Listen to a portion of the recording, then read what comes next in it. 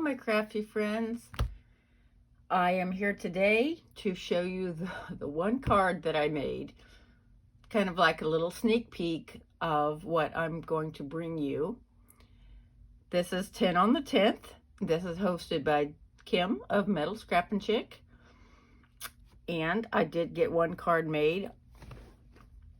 I was sick last week, but I will be making more similar to this one. I used the Vintage Christmas from Craft Smart,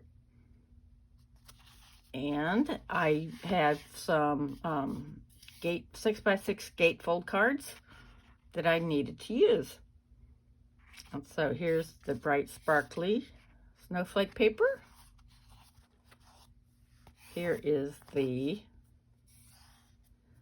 house paper, and this was at the bottom of one of the scrapbook sheets, so I couldn't pass this up. And then this, may the magic of Christmas fill your home this year. This is from a kit, Queen and Company kit. I will be making more similar to this, and I will be posting that video sometime later. So please stay tuned. The list of collaborators is in the description box if you have not had a chance to see them yet. Thank you so much for joining me. Have a wonderful day. Bye-bye.